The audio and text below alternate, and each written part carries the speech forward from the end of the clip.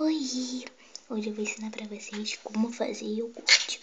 Vocês vão precisar de cola colorida, vermelha e água.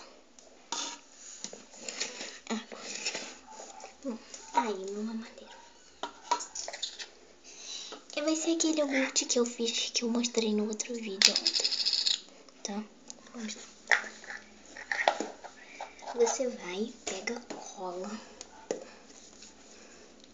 abre e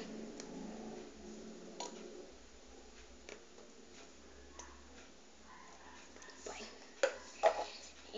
Eu não vou pôr muito porque a minha cola tá acabando. Aí você vai, põe o tampão.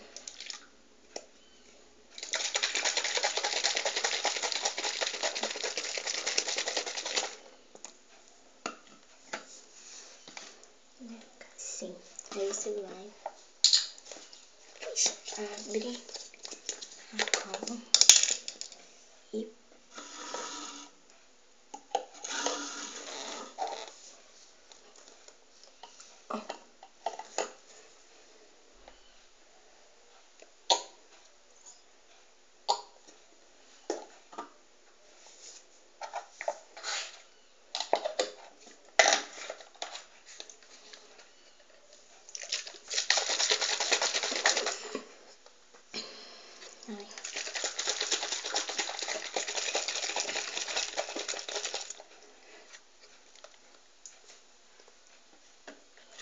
esse é o resultado.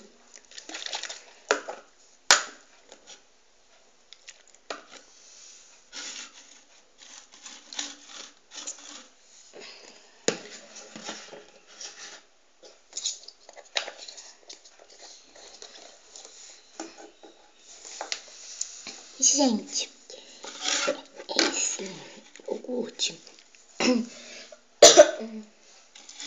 eu recomendo não dar pra Baby Alive. Não dê, cara. Você não quer estragar sua Baby Alive. Não, isso aqui tem cola, tem tinta. Eu não recomendo muito não. Eu não gosto de... que nem aquele de canetinha. Não dê todo dia não, porque vai que estraga, entendeu? Vem uma vez ou outra. Bom, é esse o iogurte de morango da Maninha. E muito legal, né? Muito legal, eu adoro. Ai, meu Deus. Aí no meu próximo vídeo eu vou ensinar a fazer danoninho, que tal? Então, gente, é isso. Beijos e até a próxima.